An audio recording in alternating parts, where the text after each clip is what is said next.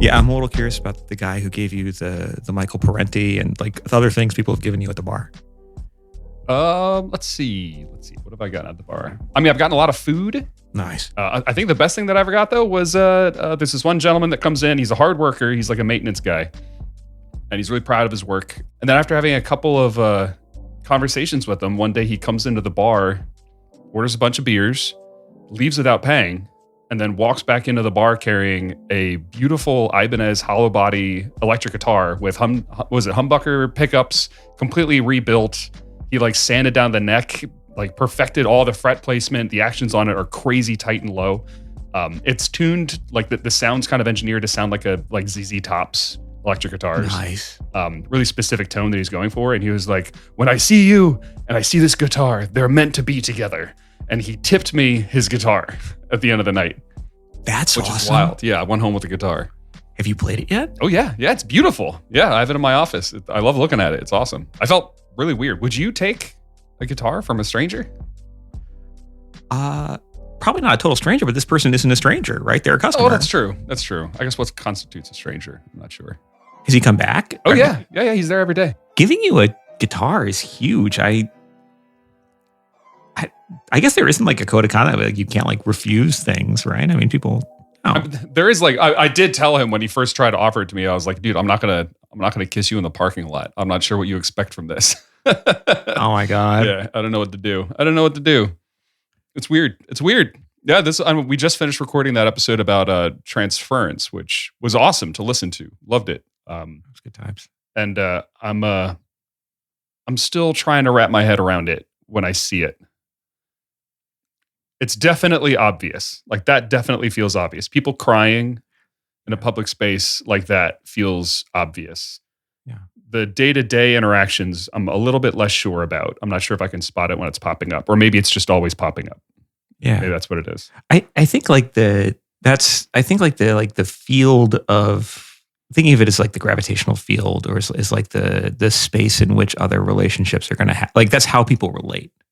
Right. I think that might be the kind of one way to wrap our heads around it, that it's like, this is how you can't not but, well, I'll use your analogy. You can't not but go to a website without having those cookies in your browser. Yeah. Right. And I think that's part of I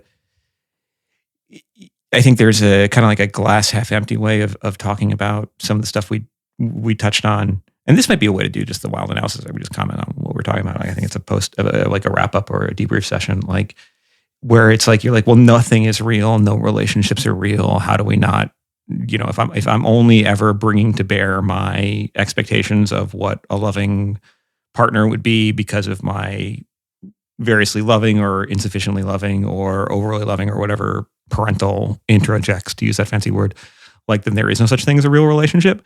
But I think that's what you gotta, I'll invoke a little Lacan here before we even get into him on the main podcast. But like it's like the idea of like being not thinking you're better than that kind of like transaction, or like that there isn't outside of it. That's the real, like that's when you're really deep in the ideology, right? That's when you're really deep in the error. So like I think like if transference is like, if all the ways we relate involve some degree of transference, then the question isn't like, is there a way to relate outside of it? It's just how do we relate to the transference, and how do we relate to those relationships differently, right? It's not like there's an inauthentic way of, or it's not like there's an authentic way outside of that, I think, right? Yeah. The usefulness is the term. Like the usefulness is the language that lets me button up things that now I can observe because I have a title for it, where previously I just drank it without asking what it was. Yeah. I think that's there is that feeling of like and I think the gravity metaphor is really helpful, because it's like you do have sometimes encounters with people where it's like you get sucked in without even realizing it. Mm-hmm. Do you know what I mean? Like I think like, and this is it may be another example that we could have given earlier, but we can talk about now. Like if you're like in other encounters that involve some degree of disinhibition, whether alcohol or sex or something, like where there's like you let down certain things, or you move into a different mode, it's not surprising that your previous experiences in those states would come back up. Do you know what I mean? Like I'm thinking about like, or in relationships where there's a lot of intimacy, like, or where you're just starting out, where suddenly you have to talk about the previous partners that you had, or rather you immediately have some expectations that this person is going to leave you, or that you're going to lose interest or something. I don't even know. I'm manufacturing ideas here, but like the idea that like once you enter into the space, suddenly those old things come back with a vengeance. Because you were out of that space for so long, those things are now tamped down, repressed. Yeah. And then you enter into that relationship, those things bubble back up. Yeah. Like as a defense mechanism. That's really what this is, right? Isn't transference a kind of emotional shield that you're not really aware that you're holding up? I mean, there is some utility to think about, thinking about the defenses, or of like what is transference sort of, what is our capacity to be, I guess, like transferential beings? We want to talk about that, like in those terms.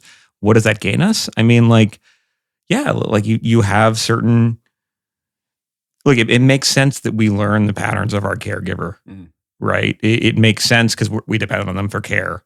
It also makes sense that we would, in the ways in which they are necessarily insufficient, or they frustrate us, or they disappoint us, that we would expect that to be mirrored elsewhere, or we would react against that in a certain way, right? Like, so to the extent to which, like, we are interdependent people, interdependent beings, we depend on one another for things materially, it would not make any sense for us to approach people every single time, be like, oh, this is a totally new relationship. It's like, I'm thinking about like people who have some sort of like neurological injury or something, where they're always meeting people for a new time. Like that's not a Dory from Finding Nemo. Yeah, exactly. If you have anterograde amnesia or whatever, like that's a difficult spot to be in, right? Yep. There's some degree of like, that's clearly, I don't think that's you could see how that would cause problems. The inability to approach a scenario without some kind of predetermination would actually be more difficult than having to deal with all this transference nonsense. You couldn't, I mean, the way you relate is through previous relationships, right? Yep. It's like another metaphor we might use might be language, right? Like it's this, you learn to speak a language, and and then your other encounters with people are mediated through that language, right? So I think that may be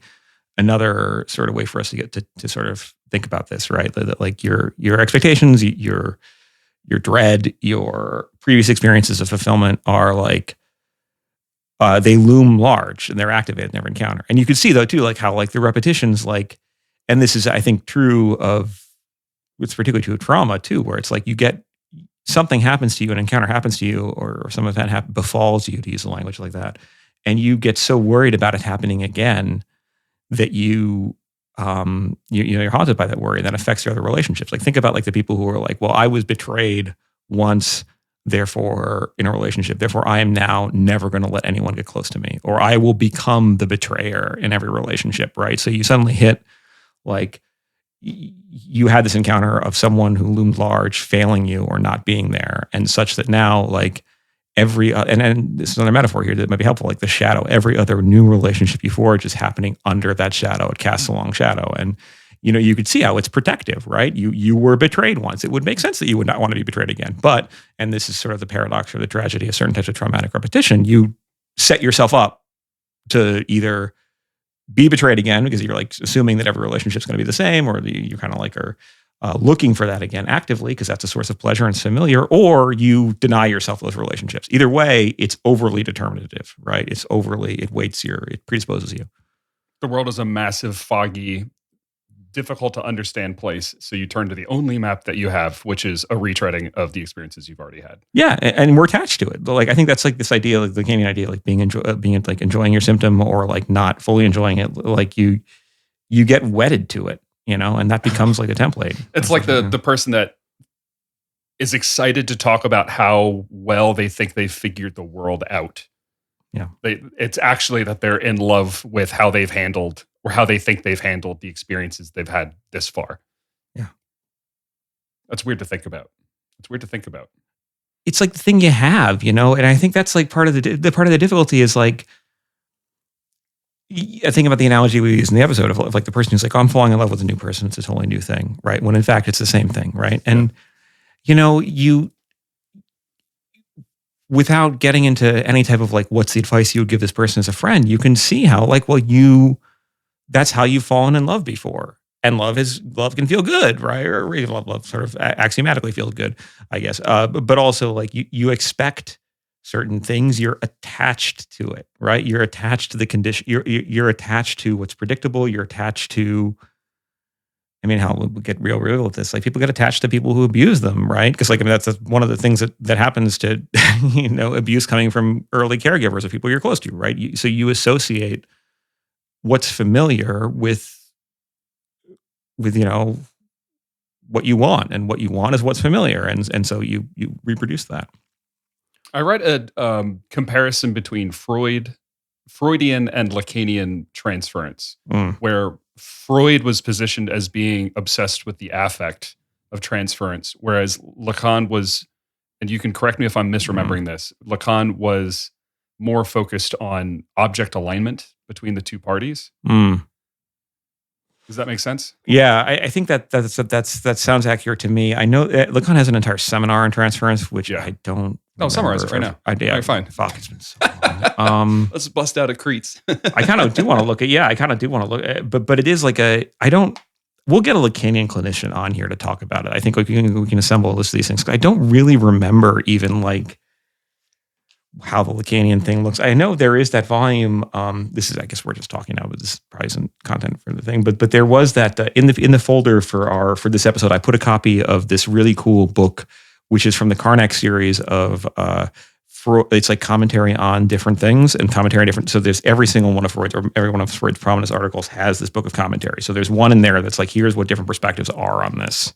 Gotcha. So that would give you what the Lacanian transference. Oh, that would be interesting. Yeah. I feel like I really enjoyed reading about it from all the different traditions, because not sure that anyone, you've been more soaked in this than I have been for longer, but it feels to me like the truth is in the difference between them. Yeah, I think they're all kind of circling something that they haven't found words for yet. Yeah, and I think that this is a thing we're probably going to wind up talking about a lot, where it's like these are all different perspectives on like really overdetermined phenomena, right? So of course they're going to be plurality of perspectives, but also like there's going to be this eternal question, a really recurrent question of like the gaps between like how different clinicians or theoretical thinkers will explain what they do outside of a session versus what they actually do in the session, right? And I'm not saying that there aren't substantive differences between like how different individuals or different people trained in different schools approach clinical psychoanalysis, but that like sometimes you got to wonder if a lot of the distinctions are that people insist upon theoretically between different schools or between different modes of practice are actually secondary to kind of like basic things, right? Like namely, you don't interrupt the other person when they're talking, right? You show up, you listen to them, you offer some interpretations, you offer, you're just there and as a containing environment, predictably, right? When they are in distress, you respond one way or another, or you don't respond in a way that is itself a type of response, right? You know what I mean? So some people might be like, well, I did a transference-based analysis of the parental like imago as it was being dredged up by my patient in such and such as they were having like some sort of borderline episode. And then another person might be like, I called attention to the real relationship of me qua a person, and them as another person who was in this room. And I said, isn't it a nice day outside, right? And I'm like, at the end of the day, I don't really know, like substantively speaking, if you were like an alien, like floating in the ceiling or something, like a demiurge or something, an alien anthropologist, you'd be like, oh, this is just two people talking, and one of them is making sure that the other person doesn't fall apart, or if they fall apart enough, then they get put back together again at the end of the session, right? And so it's the differences in theoretical vocabulary are important for many different reasons, and the reasons we can, the work that they can be put to theoretically and otherwise, but also like they're about how people navigate relationships where what's unspoken or what's like implicit has a really important role. So of course people talk about it in different ways. Yeah. For me, I think that the creepiest part when I was thinking about transference for the first time was realizing that the way it shows up, or at least the way I could feel it show up in my mind, was almost like a conviction. Like a decision at some level had already been made about how I felt about this thing, Yeah. and it presented itself as a foregone conclusion that they are going to fulfill this role. You are going to fall in love with this therapist. You are going to be at odds with this patron at the bar. And when it arrives in your brain, the decision's already been made. You're like preaching to yourself in a weird way at a level where you don't get to engage in that conversation. Yeah. That's okay. Just creepy. Yeah, I mean, it a word even might be like, well, we'll use a classic Freudian word. It's uncanny, right? Yes. You're like this Much better. word. No, it's compatible. Like, but like you're suddenly, and this is, I think, you almost we got to like reach to vocabulary that's not in the initial Freudian one to like talk about this type of stuff. But and something we're going to talk about a lot, I think, later, to the extent to which we get decline, is going to be about like this idea of projective identification. Mm-hmm. And projective identification is you can read as a thing that happens in certain types of transferential encounters, but also it's like it's a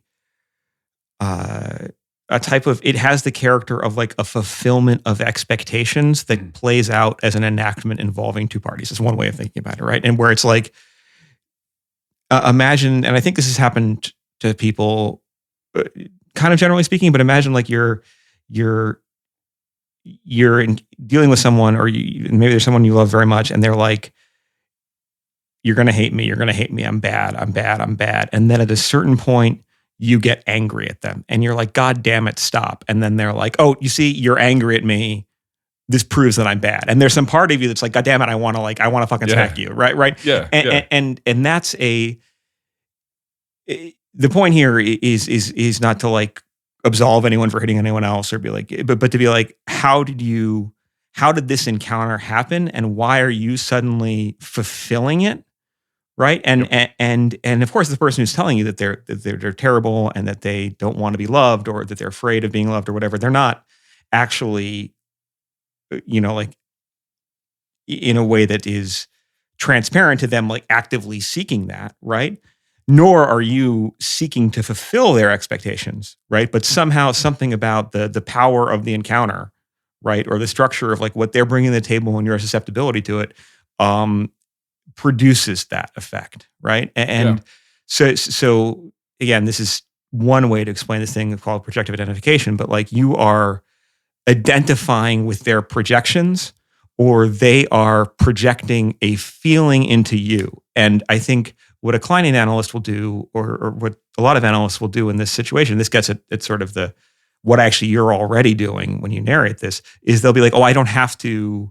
This is a projective. This is a communication. I don't have to fulfill this. Like you know, and we'll talk about this much more too in the kind of transference thing, where it's like, oh, I suddenly had a desire to hit the patient, right? It's like, no, that doesn't mean that I'm a bad person for thinking it, and I don't have to run away from the fact that thought occurred to me, but to be like, oh, this is something is being communicated here, right? So the idea is not to think of projective identification or of certain types of transferential enactments as like a manipulation, right? But as like a gravitational pattern or a force that's being exerted on the relationship in the here and now. Really, the manipulation would be if you told the person that you were bad for having the thought to begin with. Yeah. Right? Because then you're forcing them into some kind of, I don't know if it's a transferential relationship. But I know like in a lot of like very strict religious communities, what happens inside of your head could very well damn you to hell forever, right? Yeah. Yeah, that's interesting. This is, I hope at some point we can really lean into the Freudian critique of Christianity, because I think it's spot on. And one of them is like this idea that like, and this is a succinct way to define what a neurotic is. They're like people who are scared of their thoughts, right? Yeah. Or people who can't tolerate the capacity to, people who are scared of what they want, right? Or they spend a lot of time wanting something or not being sure about what they want, but then when they get it or they come close to it, they fucking fall apart, right? Or they self-sabotage or whatever. And I think that's that kind of like initial, that mental gesture, we can even call it a tick, where it's like, I want this thing, therefore I must be bad, right? I want this thing, therefore, like this kind of like immediate move between fantasy or thinking and then judgment, and like self-punitive judgment, as opposed to it's like a bad version of reflective function or capacity to reflect on yourself, where it's like, if I'm having this thing happen, if this thing is popping up in my mind, therefore it says something about me.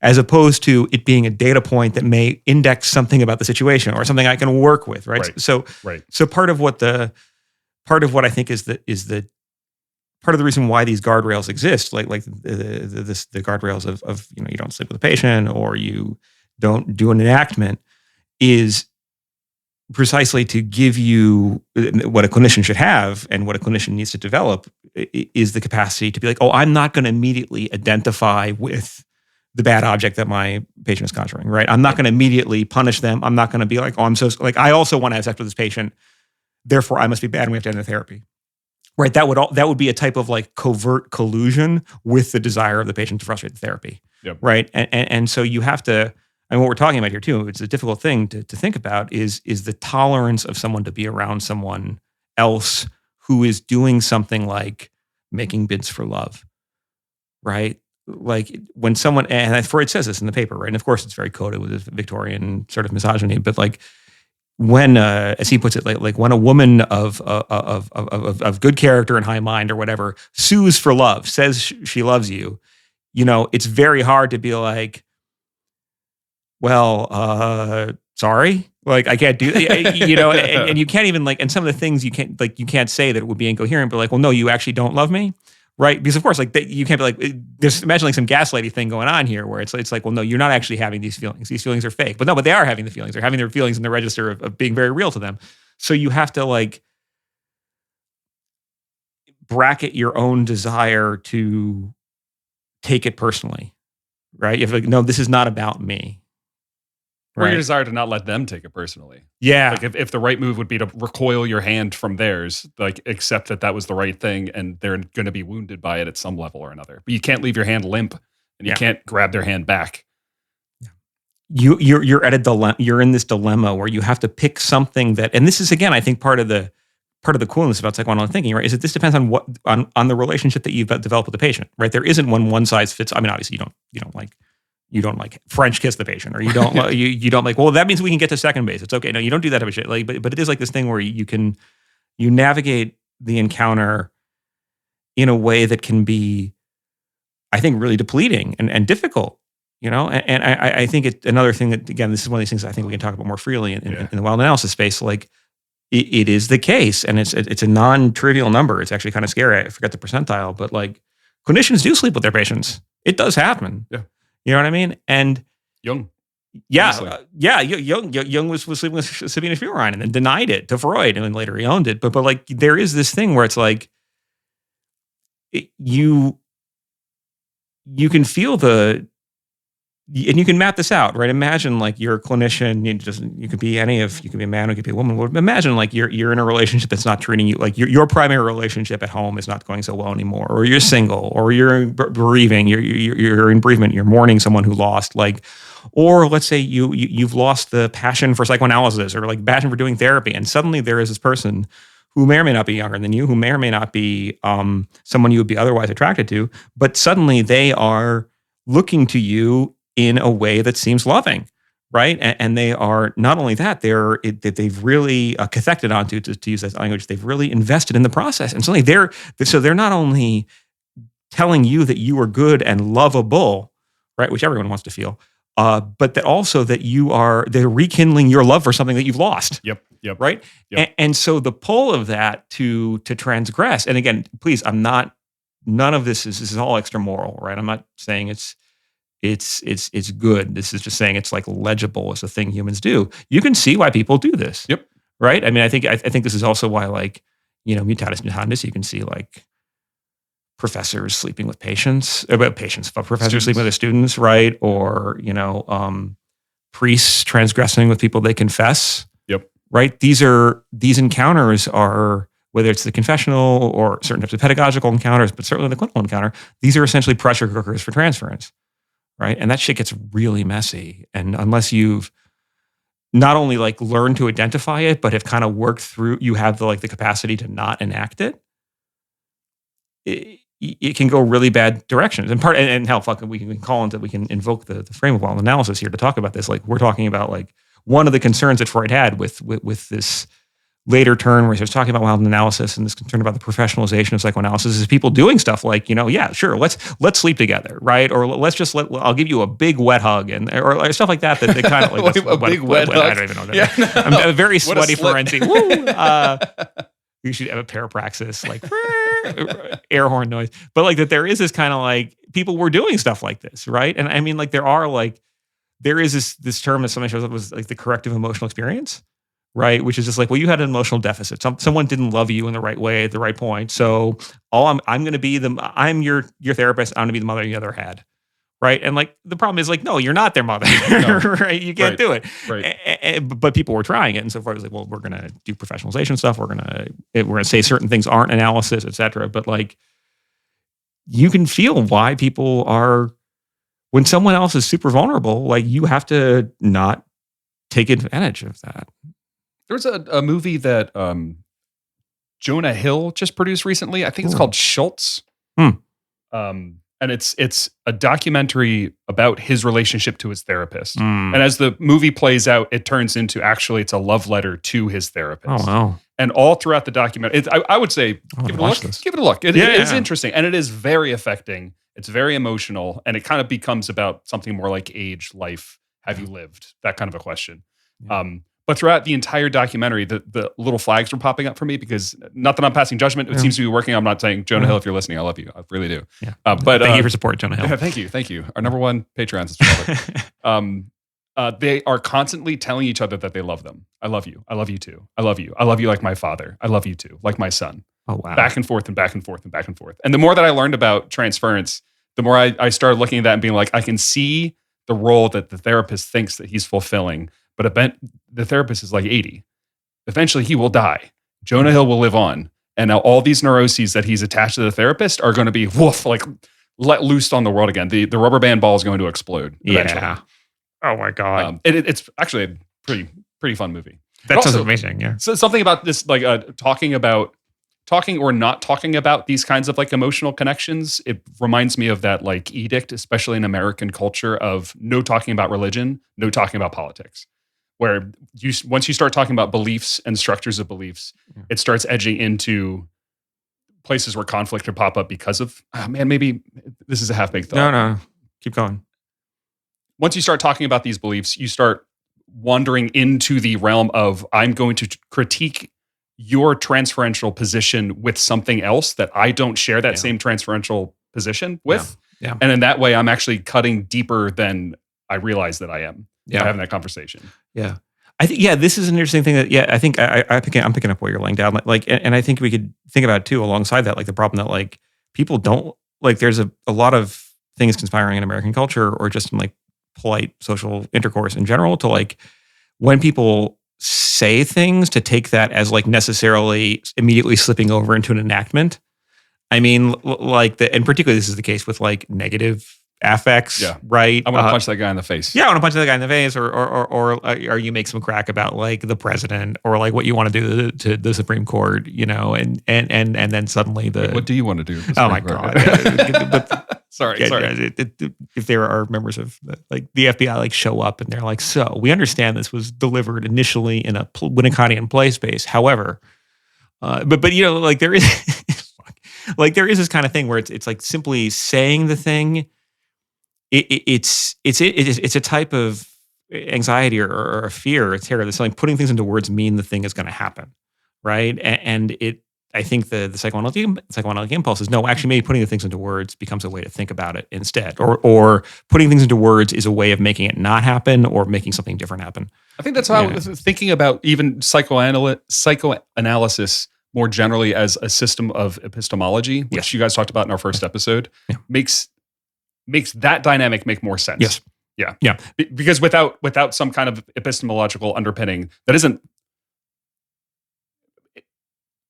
without a system like something like psychoanalysis, and I'm not saying that's the only system out there, obviously. A lot of the other ones that are really prevalent today hinge on magical thinking. Yeah. Where suddenly you can make that leap to, you had this idea, therefore you will do the thing. That leap becomes like way more natural, way easier to make. And I guess if I'm like, say, a police officer, a lot more profitable. Really profitable to make that jump. Yeah. That's. I think and I think the epistemological emphasis is key here too. Like, is another way of thinking about this, right? And this is again something we didn't talk about in the episode proper, but I think this is actually a cool way for us to process this. Is one way you can think about what is going on in transference is that people have unconscious beliefs, right? And Jonathan Lear in his very good little book, his Introduction to Freud, which is actually a good audiobook too for people who are listening and want that. It's a really good audiobook version.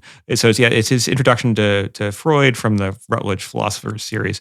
He kind of gets into this in actually using the language of analytic philosophy. And here, analytic philosophy is in like Anglo-American language-focused philosophy as opposed to psychoanalytic philosophy, though he is very invested in psychoanalysis. Like talks about the idea of having unconscious beliefs as one way of understanding what happens in the transferential encounter, right? And on the face of it, the idea of having an unconscious belief it makes no sense. Like, how could you believe something but not consciously, right? It doesn't, However, if you think about the fact that that if we read beliefs as expectations or identifications that are encoded in us or that we develop based upon our experiences and cultural predispositions, et cetera, then it makes a lot of sense to have these as unconscious beliefs and to read transferential encounters as being about the deliberate like appeals to fulfill them, but then the frustration of them and then the making of conscious of those beliefs. So like the, imagine like an example, like the patient who starts describing something and then they're talking about something that is very, makes them feel vulnerable and unsafe, or something that really gets at their core. And then the analyst like adjusts their paperclip or their paperclip, their fucking like clipboard or whatever. They move a little bit, and immediately the patient winces, right? Or like, and the analyst will be like, well, why did you do that? What's happening? Or tell me, what were you feeling? And or perhaps even, and this is how unconscious communication works, the analyst will have the sudden image, and I've heard analysts talk about this everything, the image of their patient as a child being hit, right? And they'll be like, oh, did you expect me to hit you for saying that? Did you expect me to leave the room for saying that? Did you expect me to abandon you? But I think the physical violence is the real one, right? Like where it's like, yep. And I think this gets into how certain types of events or relationships loom very, very large. We get really, really buried down there. Like you can unconsciously believe that a person who you tell something is going to hit you. You can unconsciously believe that this person who has power over you in this room is going to do what the other person, dad or some other authority figure earlier did, right? So there's a way in which, like epistemologically speaking, you are primed to expect an outcome, and this, you enact that, or at least you enact the anticipation of it. And what the analyst should do in that, to use Jonathan Lear's sort of heuristic for this, is make that belief conscious. Right? Be like, so why that's not actually warranted in these circumstances, right? Or even say something like, it must be so hard for you to walk around expecting that anyone who you let your guard down with is going to hurt you. And then maybe, just maybe, hearing that will produce some sort of change if it's delivered at the right moment.